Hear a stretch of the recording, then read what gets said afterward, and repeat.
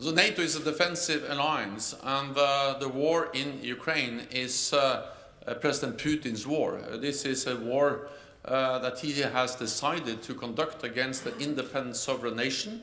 And what NATO has been doing for many years is to support a sovereign independent nation in Europe, Ukraine, train, assist, advise, and equip the Ukrainian armed forces. That is what NATO allies and NATO have done for many years. This is not a threat to anyone. This is not a provocation, and that is what we continue to do. So it is President Putin and Moscow that is responsible for this brutal aggression against the independent country, Ukraine. I welcome that leaders of NATO allied countries go to Kiev and visit Ukraine and meet with the political leadership, meet with President Zelensky, and also see the atrocities, the result of the brutal aggression by Moscow and President Putin in Ukraine. I think that is important to demonstrate solidarity, to convey a clear political message, and also, of course, to have that opportunity to consult with the political leadership in Kiev.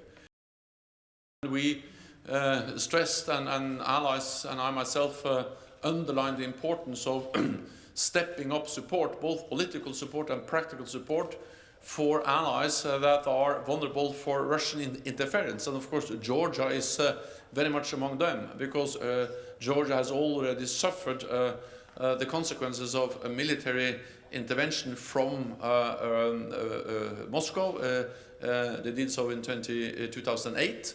And therefore we are now working on how we can provide more support and how we can further strengthen our partnership with Georgia. And it was a very constructive and good meeting with the Georgian defense minister, and allies also expressed the need to further step up the cooperation with our close partner Georgia.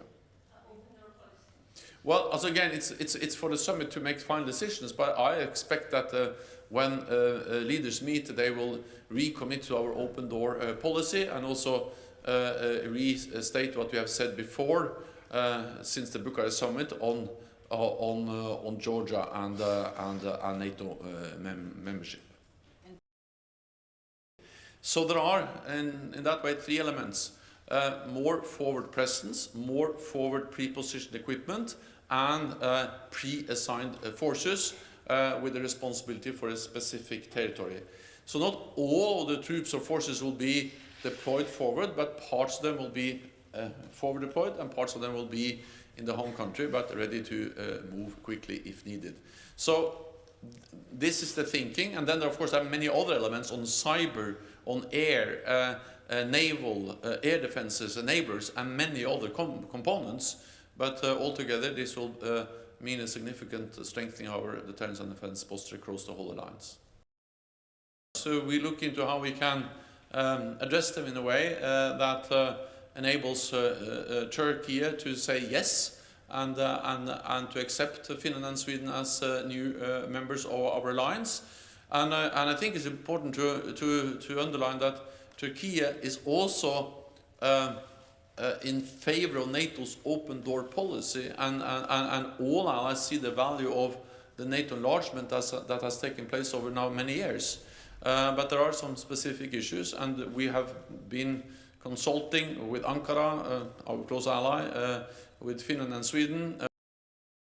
But of course there are bottlenecks, there are challenges, and there also are some requirements, for instance, for training, for spare parts, to be delivered together with the specific weapons.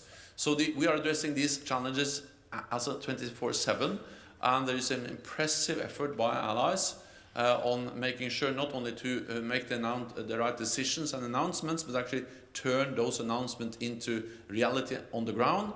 And we have seen a lot already, but we are working hard to get even more over as soon and as quickly as possible. And I think this really demonstrates how the European Union, how NATO are working in tandem, how we support each other's efforts, and how NATO allies and partners are really making an effort to provide support to Ukraine, and this visit is part of that message.